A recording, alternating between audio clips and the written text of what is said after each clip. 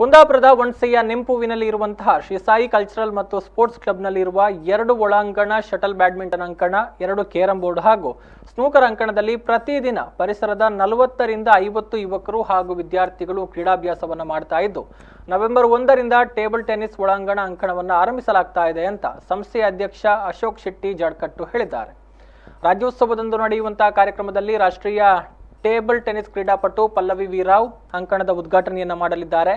ಸಂಸ್ಥೆಯ ಮೂಲಕ ಸಾಂಸ್ಕೃತಿಕ ಹಾಗೂ ಕ್ರೀಡಾ ಚಟುವಟಿಕೆಗಳನ್ನು ಪ್ರೋತ್ಸಾಹಿಸುವ ಕೆಲಸ ಮಾಡಲಾಗ್ತಾ ಇದೆ. ಹಂಗಳೂರು ಲಯನ್ಸ್ ಕ್ಲಬ್ ಸಹಭಾಗಿತ್ವದಲ್ಲಿ ನಡೀತಾ ಇರುವಂತಹ ಯಕ್ಷಗಾನ ತರಬೇತಿ ಶಿಬಿರದ ಸಮಾರೋಪವನ್ನು ಅದೇ ದಿನ ಮಾಡಲಾಗುವುದು. ಮಧ್ಯಾಹ್ನ 2 ಗಂಟೆಯಿಂದ ಪ್ರಸಿದ್ಧ ಅತಿಥಿ ಕಲಾವಿದರ ಗೂಡುವಿಕೆಯಲ್ಲಿ ಕೃಷ್ಣಾರ್ಜುನ ಯಕ್ಷಗಾನ ಪ್ರದರ್ಶನ ನಡೆಯಲಿದೆ.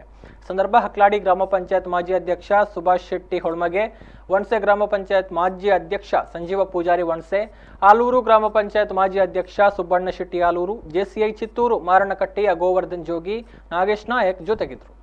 2022ನೇ ಇಸವಿಯ ನವೆಂಬರ್ 1ನೇ ಕನ್ನಡ ರಾಜ್ಯೋತ್ಸವ ದಿನ ಟೇಬಲ್ ಟೆನ್ನಿಸ್ ಒಳಾಂಗಣ ಕೋರ್ಟ್ ಅನ್ನು ಆರಂಭ ಮಾಡುತ್ತಿದ್ದು, ಇದರ ಉದ್ಘಾಟನೆಯನ್ನು ರಾಷ್ಟ್ರೀಯ ಟೇಬಲ್ ಟೆನ್ನಿಸ್ ಕ್ರೀಡಾಪಟುವಾದ ಪಲ್ಲವಿ ರಾವ್ ಅವರು ಉದ್ಘಾಟಿಸಲಿದ್ದು, ಈ ಸಮಾರಂಭದ ಅಧ್ಯಕ್ಷತೆಯನ್ನು ಸಂಸ್ಥೆಯ ಅಧ್ಯಕ್ಷರಾದ ಅಶೋಕ್ ಶೆಟ್ಟಿ ಜಾಧವ್ ಇವರು ವಹಿಸಲಿದ್ದು, ಮಂಗಳೂರು ಲಯನ್ಸ್ ಕ್ಲಬ್ ಅಧ್ಯಕ್ಷರಾದ ಶ್ರೀ ರಮೇಶ್ ಕೆ ಸುಂದರ್ ಅವರು ಮುಖ್ಯ ಅತಿಥಿಯಾಗಿ ಭಾಗವಹಿಸಲಿದ್ದಾರೆ.